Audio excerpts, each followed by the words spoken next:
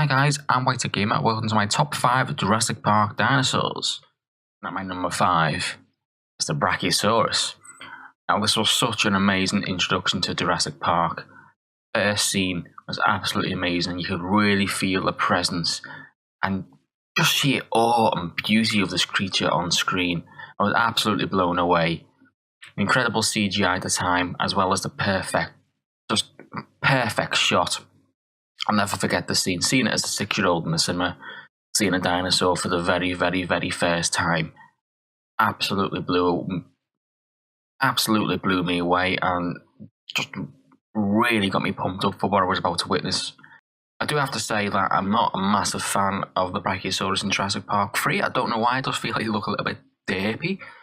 I don't know whether it's just the colouring that they use for them themselves or what. I don't know, but I wasn't a massive fan of it, but I'm super excited to see it back in Jurassic World Fallen Kingdom. The CGI was beautiful in the trailer itself, and I'm just super excited to see it reappear back on screen again 25 years later, and hopefully it'll get the justice it deserves.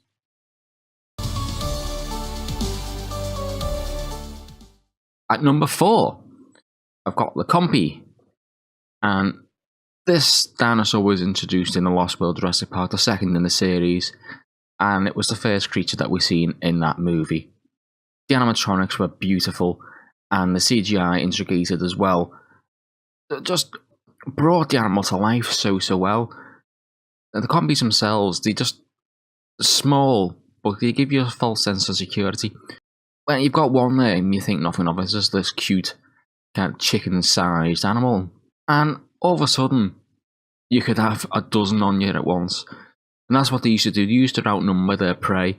As we see with Dieter in The Lost World and his fate in the very same movie, how much of an impact these creatures can have.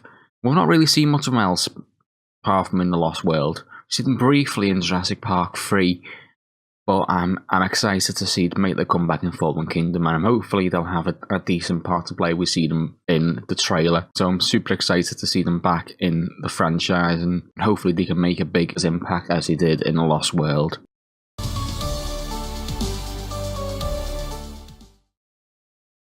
And at number 3, maybe a little bit of a surprise, but I'm going to go with the Velociraptor.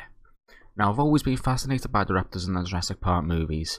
There's been so many arguments on how they should look, what their size is.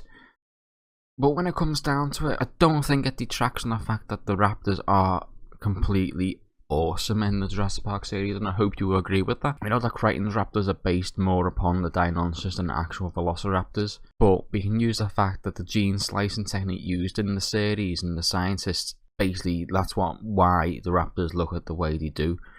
I also note that during the 1980s, when Michael Crichton was actually writing Jurassic World, the dinosaurs went by a different name. It was actually Velociraptor entropus. So there was actually like 2 different types of Velociraptors. Now there's only recently that they've changed it into dinosaurs. So the fact that they're called Velociraptors isn't actually that bad. But the Velociraptors have been in every single movie of the franchise since seeing them in Jurassic Park. You know, all those 25 years ago, and I still love their original design.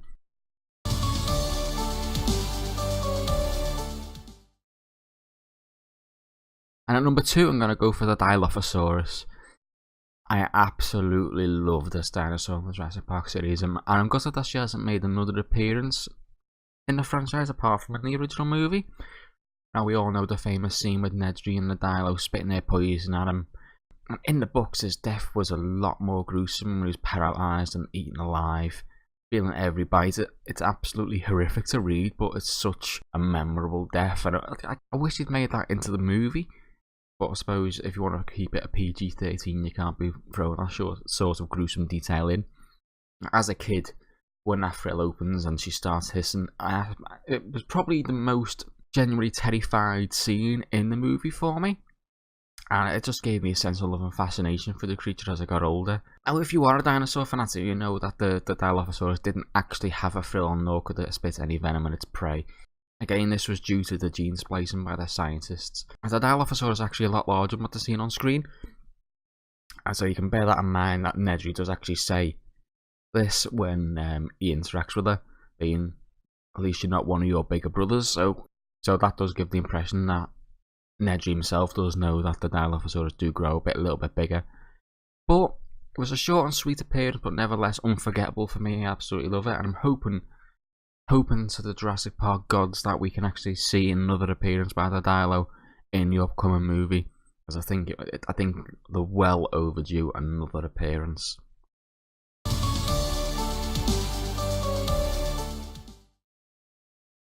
And of course, at number 1, it's only going to be the Tyrannosaurus Rex. Now, I love the Tyrannosaurus Rex in Jurassic Park. And I absolutely adored it before Jurassic Park. It's always been kind of my favourite dinosaur. This was the king of the dinosaurs, the most ferocious beast that ever lived. And I absolutely adored it. Now, obviously, we know that the T-Rex wasn't the biggest theropod dinosaur or carnivorous dinosaur ever to walk the earth. We know that now. But it doesn't take away from the magic and joy that this dinosaur has brought to millions and millions of people throughout the world. And even more so after seeing her in Jurassic Park, seeing it brought to life by Stan Winston and his team and the CGI people, is something that I'll never forget. Absolute awe, but also fear that this creature brought out. The absolute awe I felt seeing this animal on screen for the first time. It was amazing. Still to this day, I think the T-Rex breakout scene is my favourite of all time. I don't know, it's just something that I absolutely adore. I loved recreating that back when I was a child and with my toys and having, you know, the Ford Explorer and the T-Rex toy thumping as you stomped it down onto the ground and squeezing it in and hearing its roar. It brought back so many good. I had so many good memories as a child playing with those toys, and it's just made my love for the T-Rex grow so much over time. Seeing a T-Rex in a Jurassic Park movie is just the best thing ever. From Rexy's first appearance in Jurassic Park to the parents and the baby in the Lost World, the unfortunate beating that the Tyrannosaurus got in Jurassic Park 3, and then finally Roberta's comeback in Jurassic World kicking the Indominus Rex's arse. It's just good memories, and I think everybody kind of has a soft spot for it in the Jurassic franchise. This anti-hero saving the day.